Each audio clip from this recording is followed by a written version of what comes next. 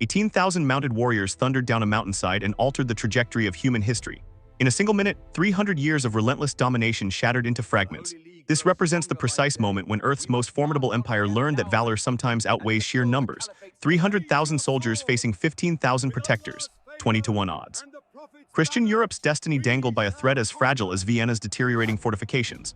Before this video concludes, you'll discover how history's most massive cavalry assault rescued Western civilization, why a monarch from Poland emerged as Vienna's unexpected champion, and the subterranean horror that nearly destroyed humanity's final line of defense. But here's the mind-blowing part. Under Vienna's cobblestones, warriors battled like possessed beings in pitch-black conditions. The Ottoman leader's avarice transformed into his force's downfall, and theological adversaries who'd butchered one another for generations joined forces for one last-ditch effort.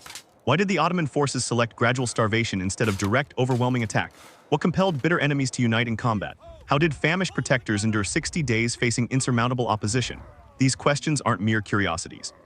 They're essential to comprehending how history turned on a solitary September day. The Polish monarch who materialized like heaven-sent rescue. The subterranean combat that shattered warriors' sanity. The instant when numerical equations became wholesale slaughter. This chronicles the blockade that proved the Ottomans weren't invincible, where the Islamic crescent encountered Christianity's cross and where bravery expanded as battalions diminished. Envision 300,000 fighters descending upon a single metropolis. Place yourself atop those ramparts observing the skyline blackened with hostile standards. Europe's largest military force ever gathered, confronting exhausted defenders you could count. What transpired next contradicted 400 years of tactical doctrine. To comprehend how 18,000 horsemen rescued Europe, we must first grasp the empire nobody had ever halted. If untold stories of history's most pivotal conflicts captivate you, smash that like button and subscribe for additional legendary battle content. Activate notifications to witness how outnumbered defenders altered global destiny. Now transport yourself to that summer when Europe's future teetered on destruction's edge. The calendar read 1683, and the Ottoman Empire reigned as the superpower that consumed entire nations. From Moroccan entrances to Persian boundaries, from Ukrainian grasslands to Saharan margins, the Sultan's commands mobilized armies like game pieces spanning 3 continents. This empire had consumed Byzantine heritage, demolished medieval realms, and converted the Mediterranean into Turkish waters. Vienna symbolized the golden apple, both metaphoric and tactical treasure. Dominate Vienna, you dominate the Danube. Dominate the Danube, Central Europe becomes accessible territory. Metropolis functioned as Christianity's eastern boulder, the barrier preventing Islamic advancement from cascading westward. Enter our collection of giants. Kara Mustafa Pasha, the power-hungry Grand Vizier whose aspirations for magnificence would spawn catastrophe. Sultan Mehmed IV, the huntsman, more captivated by his canines than his realm, abandoning Kara Mustafa to pursue fortune independently. These figures commanded history's most regimented military apparatus. But Europe remained fatally fractured. France and the Habsburgs imprisoned in generational animosity, Catholics and Protestants still hemorrhaging from the 30 Years' War. King Louis XIV of France quietly applauded. Every Ottoman triumph diminished his Habsburg opponents. Christian solidarity existed solely in religious texts. The Phantom of 1529 tormented Ottoman ambitions. Sultan Suleiman the Magnificent had failed capturing Vienna. Climate, supply chains, and obstinate defenders had compelled history's mightiest sultan toward withdrawal. 54 years afterward, that humiliation still pierced Ottoman dignity like contaminated steel. What occurred subsequently defied comprehension. While Europe bickered, the Ottoman Empire assembled with horrifying effectiveness. One directive from Istanbul mobilized hundreds of thousands. A consolidated war apparatus versus a splintered continent. The calculations screamed catastrophe. The Janissaries constituted the empire's iron core. Abducted as youngsters from Christian households, they were shaped into human armaments. No kinship, no diversions, merely absolute loyalty to sultan and territorial acquisition. Each Janissary equaled 10 standard combatants and 40,000 marched toward Vienna. Then something materialized that stunned everyone. Intelligence reached European palaces regarding unprecedented Ottoman mobilization, not merely another incursion. This meant complete warfare. Weapons foundries operated continuously through darkness. Provision convoys extended toward infinity. The Ottoman Empire mobilized everything imaginable. Spring 1683 delivered the catastrophe. Mehmed IV proclaimed jihad. Kara Mustafa obtained the Prophet's holy standard. The declaration resonated unmistakably. Vienna must capitulate. The golden apple would establish the Ottoman Empire as Europe's overlord. History suspended its breath as Earth's mightiest military force directed its attention northwest. But during spring 1683, the Ottomans executed a determination that would either establish them as Europe's rulers or annihilate them completely. The Ottoman multitude exceeded calculation. 100,000, 200,000. Some observers claimed 300,000. The ambiguity itself weaponized terror. What's indisputable is this: it represented the most substantial army threatening Europe since Mongol invasions. A mobile war metropolis darkening 20 miles of roadway. The Janissaries advanced at the formation's center. 40,000 of Earth's supreme infantry. Stolen as children, forged into human weapons, they understood no profession except warfare. Their regimentation became legendary. While European formations might collapse and retreat, Janissaries perished where stationed, each equivalent to 10 ordinary fighters. They constructed walls of discipline that had demolished kingdoms. Accompanying them came the Sipahi cavalry, the Ottoman knights who'd mastered mounted combat. Armed with composite archery, curved blades, and spears, they flowed like liquid silver across battlegrounds. 50,000 horsemen capable of shooting rearward at maximum speed, pivoting and attacking in flawless coordination or dismounting for infantry engagement. But statistics don't capture everything. The Tartars from Crimea contributed 20,000 steppe predators who existed for pillaging. These auxiliaries functioned as the army's reconnaissance and intimidation. They swept forward, incinerating everything, propelling refugees toward Vienna to deplete precious provisions. Psychological tactics refined across generations. The supply operations staggered imagination. 60,000 camels, 40,000 provision carts, portable bakeries, weapons stockpiles, medical stations, an entire society mobilized. The Ottomans transported not merely combatants but conquest's complete framework. This wasn't raiding. This meant permanent territorial expansion.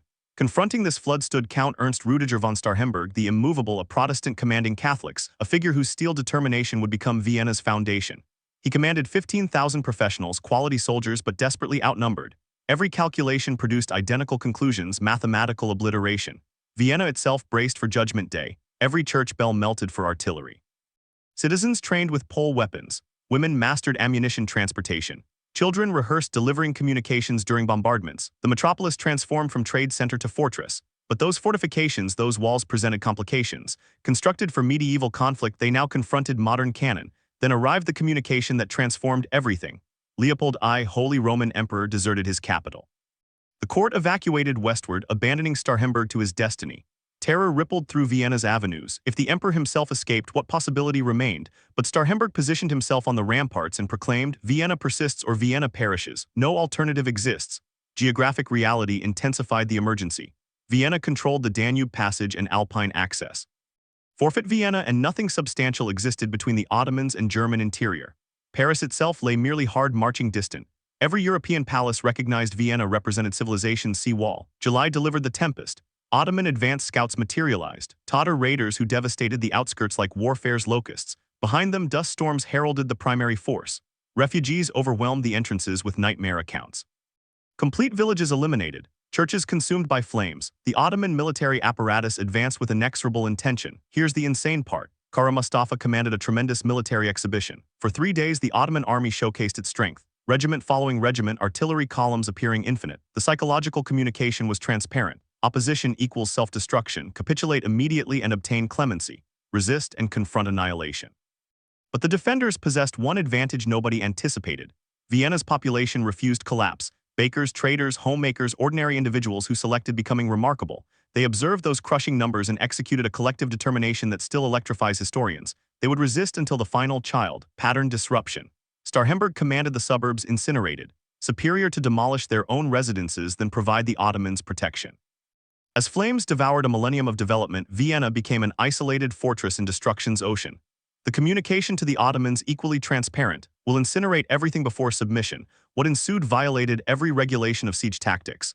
The concluding preparations turned frantic. Every metal fragment became weaponry. Every basement became refuge. Every capable individual became a combatant. Vienna armored itself for a blockade that would examine humanity's absolute endurance boundaries. On July 14th, the horizon transformed black with Ottoman standards. July 14, 1683. Daybreak revealed humanity's terror. The Ottoman mass spreading across terrain like warfare's infestation. Observers described a living covering that cascaded over elevations, a dark flood that consumed the landscape. The terrain itself quaked under 300,000 souls converging on one metropolis to determine millions' fate. The spectacle exceeded human comprehension capacity. Silk standards in countless hues. Islam's green banners floating above formation after formation. Artillery trains extending beyond visibility. Morning sunlight reflecting off sufficient weaponry to equip every individual in Austria. This wasn't military force. This was nature's fury. July 17 delivered the initial bombardment. Thunder without meteorological disturbance. Ottoman artillery commenced with calculated exactness, not indiscriminate firing but systematic investigation, establishing range, examining fortifications. The defenders tallied over 300 cannon from compact field artillery to enormous siege weapons requiring 50 oxen for movement. Each discharge shook Vienna's ancient stones. Initial confrontations erupted at exterior installations. Minor fortifications beyond primary walls became locations of brutal combat. Here's the detail still electrifying historians. The Janissaries attacked in absolute silence. No battle screams, no percussion, merely disciplined executioners advancing through musket vapor like apparitions. The exterior defenders collapsed within hours. Starhemberg commanded tactical repositioning to primary fortifications. No glorious final stands in indefensible locations. Every trained combatant was invaluable. As defenders retreated, they demolished everything beneficial. Contaminated water sources, incinerated provisions, collapsed structures. Vienna would provide the Ottomans nothing except mortality. By July 18, Ottoman encirclement was absolute. Vienna became isolated in an adversary ocean. The final couriers escaped before the trap sealed entirely. Their communications to the external world resembled apocalyptic prophecies. The metropolis is surrounded by a living barrier of combatants. Only divine intervention can rescue us now. Then Kara Mustafa executed a determination that would reverberate through generations. Standing before his strategic assembly, the Grand Vizier selected gradual starvation over overwhelming offensive. Why sacrifice 50,000 soldiers in bloody assault when hunger would unlock the entrances? Why demolish the treasure you arrived to claim? Avarice whispered sweeter than wisdom. But underneath the metropolis, something unimaginable transpired. Ottoman engineers commenced mining activities. The subterranean conflict history overlooked. Tunnels snaking toward Vienna's fortifications like earth serpents, the defenders detected them. In darkness beneath their position, picks resonated against stone. The underground nightmare had commenced. Initial tunnel encounters defied humanity. Austrian miners penetrated Ottoman galleries 30 feet underground. Hand-to-hand engagement in absolute darkness. Combatants strangling each other through touch. Blades discovering flesh in spaces too restricted for sword swinging.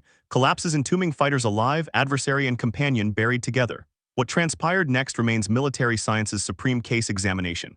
Vienna's civilians mobilized with unprecedented solidarity. Women became ammunition transporters, delivering powder to fortifications through bombardments.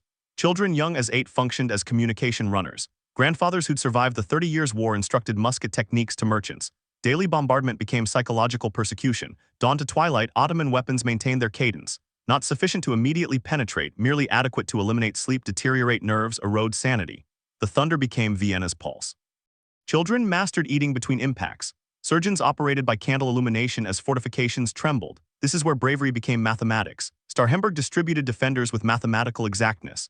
This sector requires 40 soldiers that fortification can maintain with 20. Every combatant positioned like chess elements on a surface where one error meant obliteration. No reserves, everyone on the boundary. Illness materialized, the invisible adversary.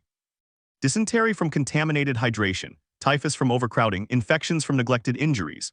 By August, Vienna battled 2 conflicts, one against the Ottomans, one against pestilence. Corpses accumulated faster than burial capacity. The stench became another morale weapon, but Kara Mustafa had executed a catastrophic miscalculation. His Ottoman excavations advanced closer, earth serpents approaching the fortifications, zigzagging to circumvent defender fire.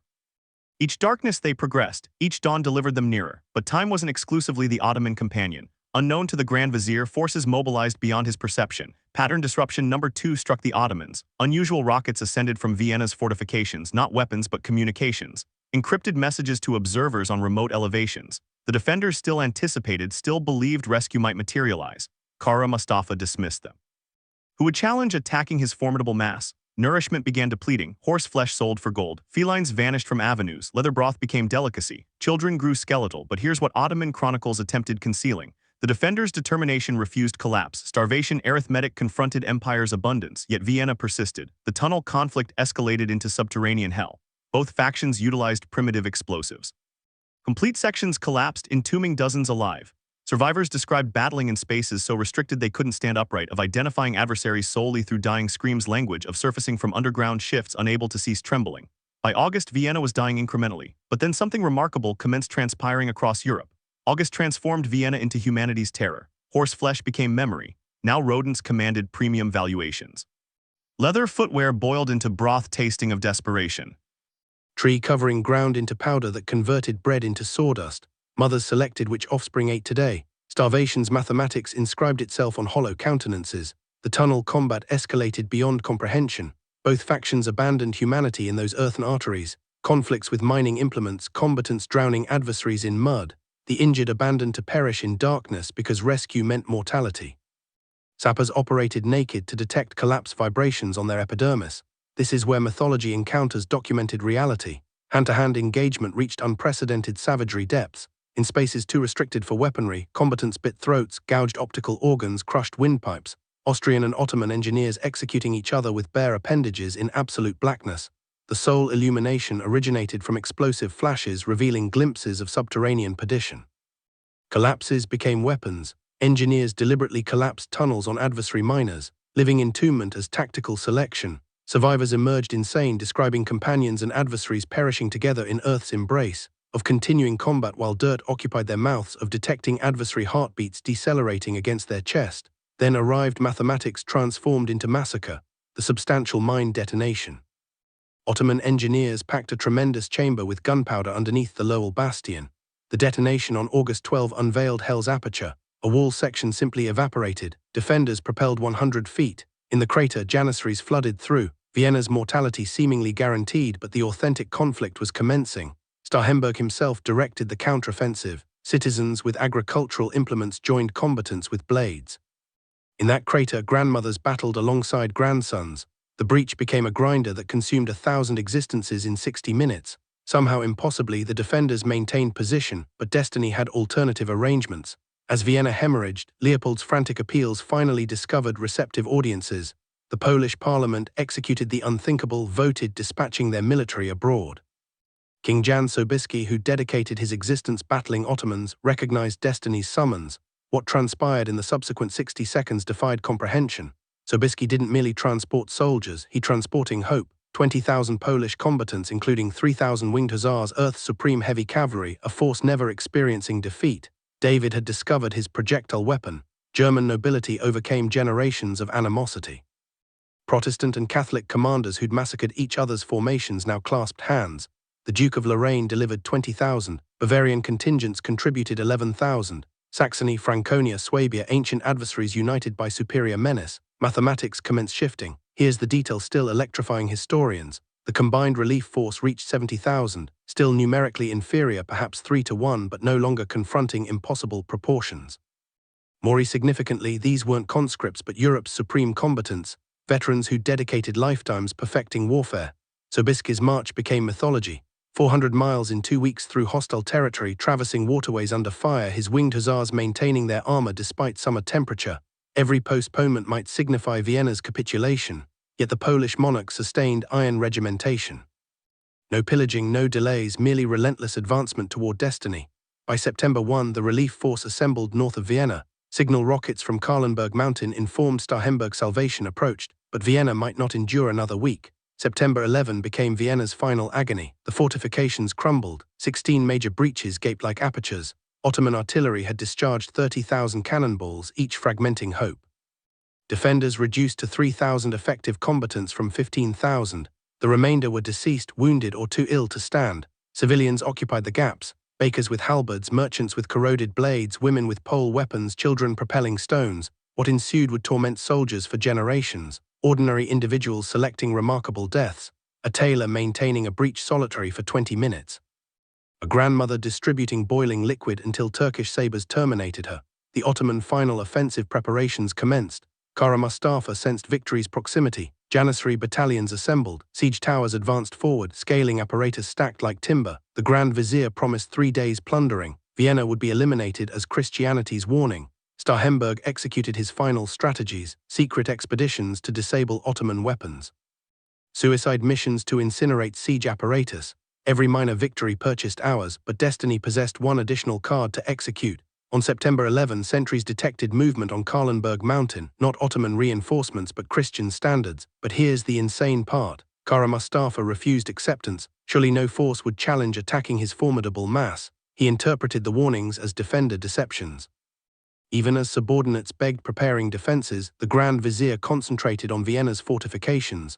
Pride's arithmetic would prove catastrophic. Signal rockets burst from Vienna's fortifications, not distress but acknowledgement. The connection was established. Tomorrow would deliver either salvation or obliteration. Starhemberg commanded every church bell resonating. Let the Ottomans understand. Vienna still existed, still anticipated, still resisted. Dawn, September 12, 1683. History pivoted on 18,000 horsemen, but first arrived the strategic match. The relief military positioned on Kahlenberg slopes, 70,000 Christians confronting 150,000 Ottomans. Numerous were blockading Vienna, imperial forces on the left, German contingent center, Poles on the right, each element positioned for maximum impact. Ottoman confusion crippled response. Kara Mustafa divided between maintaining the blockade and confronting this unprecedented menace. Worse, command structure fractured. Some commanders desired complete withdrawal from Vienna, others urged aggressive defense. The Grand Vizier selected neither. Fatal indecisiveness. Initial probing offensives commenced at dawn. Austrian infantry descended first, examining Ottoman positions. The response revealed everything. Ottoman forces were scattered, uncoordinated, surprised. What should have been an impenetrable position exhibited gaps, chaos where order should exist. Then mathematics encountered miracles. The imperial forces engaged the Ottoman right, attracting reserves. German center pressed forward, discovering unexpected success. Ottoman resistance intensified, janissaries proving their reputation. These walls of discipline didn't collapse easily. Musket discharges swept advancing Christians like scythes, but Sobieski observed, waited.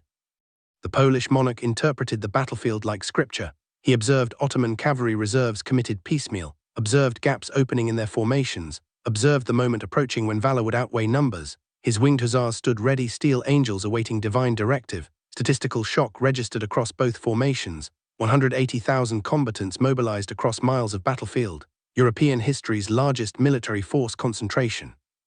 Cannon vapor transformed noon to twilight. The terrain itself appeared burning. This wasn't conflict but civilization's collision. Ottoman resistance commenced fracturing, not breaking, fracturing. Elite Sipahi cavalry attacked German positions but discovered themselves unsupported. Infantry units battled magnificently in isolation. The Ottoman army's supreme strength, iron regimentation, became vulnerability without unified command. Each unit battled its private conflict. Here's the detail still reverberating through military academies. Kara Mustafa's command station remained at the blockade boundaries, not the battle. The Grand Vizier couldn't abandon his Vienna obsession even as his military required leadership. Communications required precious minutes. Directives arrived obsolete. Coordination collapsed. By 4 p.m. the battlefield resembled organized chaos. Christians pressed from elevations. Ottomans battled in separated clusters. Vienna's defenders observed from fortifications, praying, hopping, some preparing to emerge forth. The moment balanced on destruction's edge. Then King Jan Sobieski issued the directive that would reverberate through eternity. 4 p.m. September 12, 1683, Sobieski elevated his saber. 18,000 cavalry commenced forming the steel avalanche. At the center, 3,000 winged hussars adjusted their legendary wings. These weren't mere decorations but psychological weapons. The feathers would whistle in the attack, death's anthem approaching at 40 mph. The mounted mass defied visual comprehension, 4 formations deep, 2 miles wide. Sunlight transformed their armor into flowing mercury. Lances lowered like a steel forest. Hoarse exhalation misted in afternoon atmosphere. The terrain commenced trembling before they even mobilized. Physics itself appeared suspended. The attack commenced with horrifying beauty. Walk, trot, canter. The winged hussars sustained perfect alignment despite rough terrain. Behind them, German heavy cavalry, Polish medium cavalry, light cavalry on the peripheries, an entire mounted military flowing downhill like an avalanche of flesh, steel, and determination. Then physics assumed control. Gallop the thunder initiated. 70,000 hooves striking earth in rhythm that shook Vienna's fortifications. The whistling commenced, hussar wings creating a supernatural sound. Ottoman combatants subsequently swore they detected supernatural screaming, celestial beings or demons descending. Ottoman psychological collapse initiated before impact. Imagine standing in their position, the earth quaking, a steel barrier approaching at maximum speed, the sound thunder blended with banshee wails. No time establishing squares, no space maneuvering, merely 2 miles of mortality descending. But the Janissaries attempted their final resistance. These elite infantry didn't escape. They established formations, muskets leveled, initial discharge at 100 yards, horses and riders tumbled, second discharge at 50 yards, gaps materialized in attacking formations, but momentum equals mass times velocity. Nothing could halt 18,000 horsemen at maximum speed. Impact. The winged hussars struck the Ottoman formations at 40 mph. Lances pierced multiple combatants. Horses became battering implements. The initial Ottoman formation simply vanished, crushed, pierced, trampled. What ensued violated every physics and psychology regulation. This is where mythology encounters documented reality. The attack didn't halt, it penetrated through Ottoman formations like a spear through silk. Janissaries, those discipline walls, were swept away. Sipahi cavalry caught stationary, were overrun. The Ottoman center didn't break, it shattered. Kara Mustafa's realization moment became history's turning point. From his command shelter, the Grand Vizier observed his invincible military dissolve. The golden shelter, Ottoman power's symbol, stood abandoned as he escaped. In 4 hours, 3 centuries of Ottoman dominance shattered like glass. The rout became massacres mathematics. Ottoman cohesion vanished. Units escaped without directives. Heavy apparatus abandoned. The Vienna blockade forgotten. Survival became the sole objective. An army of 150,000 became a terrified individual's mob. Vienna's garrison burst forth. Starhemberg directed skeletal defenders from the entrances. Starving combatants discovered strength for one final effort. Civilians followed with anything sharp. The besiegers became the besieged. The hunters became the hunted. In 4 hours, 3 centuries of conquest transformed to ash. The rout surpassed military comprehension. Ottoman military disintegration transpired in real time. 150,000 combatants reduced to panicked individuals. Elite janissaries discarded their distinctive headwear to circumvent identification. Sipahi cavalry abandoned precious horses. Artillery crews escaped, abandoning loaded weapons. 3 centuries of unstoppable conquest terminated in 4 hours of unthinkable chaos. Pursuit transformed systematic slaughter. Christian cavalry, sensing complete victory, demonstrated no clemency for the merciless. Light horsemen pursued fleeing infantry.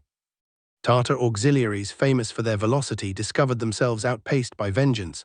The mathematics were simple. 20,000 Ottoman deceased littered the terrain. Corpses marked the retreat route for miles. Camp pillaging revealed wealth beyond imagination. Kara Mustafa's shelter contained treasures from 3 continents, sacred standards worth kingdoms, gold chests requiring teams to transport, jewelry, silks, weapons, and empire's accumulated plunder. But here's what Ottoman chronicles attempted concealing. They discovered the Grand Vizier's correspondence proving French encouragement of the offensive. The human expense inscribed itself in crimson. Ottoman casualties reached 20,000 deceased, unknown thousands wounded, but Christian casualties 4,500. Acceptable valuation for civilization's salvation. The disproportion defied military logic. David hadn't merely defeated Goliath, he'd obliterated him. Vienna's liberation scenes burned into history. Skeletal defenders embracing nourished rescuers. Children observing sunlight after 2 months underground. Families reunited or discovering who hadn't survived. Joy tears mixed with grief's bitter salt. Freedom tasted like bread after 2 months of leather broth. Sobieski entered Vienna as Christendom's savior. The Polish monarch, displaying humility and triumph, halted at a church before accepting a claim. His words entered mythology. I came. I saw God conquered, not Caesar's boast but Christian acknowledgement. The winged hussars who shattered Islam's advance knelt in prayer. Personal narratives emerged from survival's arithmetic. The baker's widow who'd perished defending her husband's corpse. The drummer boy discovered at his station appendages frozen to drumsticks. Count Starhemberg the immovable collapsed from exhaustion in Sobieski's arms. Victory's weight finally breaking iron will. What transpired next defied every warfare regulation. Sobieski prevented the typical 3-day pillaging. Vienna had endured sufficiently. Instead of looting, the relief military shared provisions. Protestant and Catholic combatants who'd massacred each other for generations now shared bread with starving civilians. Emergency had forged solidarity from animosity. Kara Mustafa escaped through the darkness. Golden aspirations transformed into nightmares. The Grand Vizier who'd promised his Sultan Vienna's keys now transporting only shame. Behind him, the supreme army ever assembled in Europe dissolved like morning vapor. Ahead awaited solely the silk cord, Ottoman tradition for failed commanders. But victory's valuation hadn't been settled yet. The immediate political consequences rippled outward. Leopold I, the escaping emperor, rushed back claiming credit he hadn't earned. Sobieski, the authentic hero, discovered himself politically marginalized. German nobility squabbled over captured Ottoman treasures. Solidarity forged in emergency commenced fracturing in victory.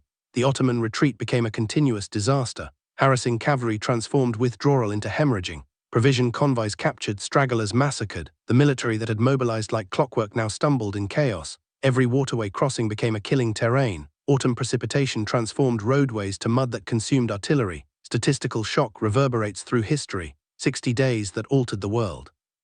A blockade that should have endured weeks stretched to 2 months.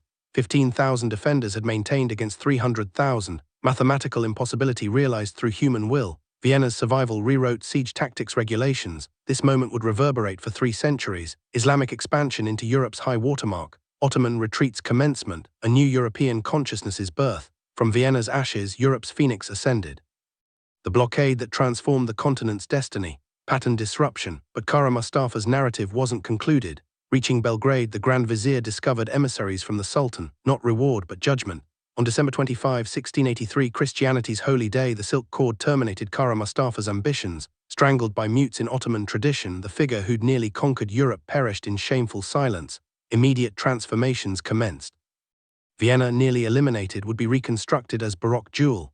The trauma transformed into triumph's architecture. Churches ascended where mosques might have stood. Coffee establishments opened, serving the beverage discovered in Ottoman encampments, civilization's bitter gift from its would-be conquerors. But Vienna's salvation was merely the commencement of a transformation that would reshape the world. The immediate pursuit into Hungary commenced Europe's counterstrike. What initiated as desperate defense transformed into offensive warfare.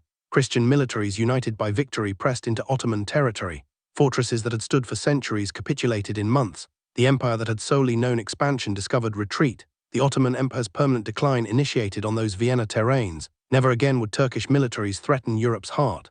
The Treaty of Karlowitz in 1699 would confirm what Sobieski's attack commenced. Ottoman retreat from Europe.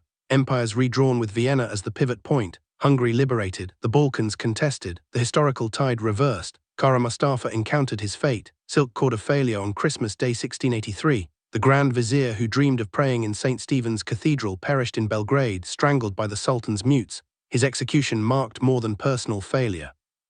It symbolized the empire's inability to adapt, to accept that expansion had boundaries. The Treaty of Karlowitz in 1699 codified Vienna's consequences. The Ottoman Empire ceded Hungary, Transylvania, Croatia, and Slovenia, mapped lines that would shape centuries. The Habsburgs ascended from desperate defenders to continental power. Vienna transformed from frontier fortress to imperial jewel, its architecture still echoing triumph. The Polish-Lithuanian Commonwealth experienced its final glory. Sobieski's victory marked Poland's last moment as Europe's savior. Within a century, the kingdom that rescued Christendom would vanish from maps, partitioned by powers it had protected.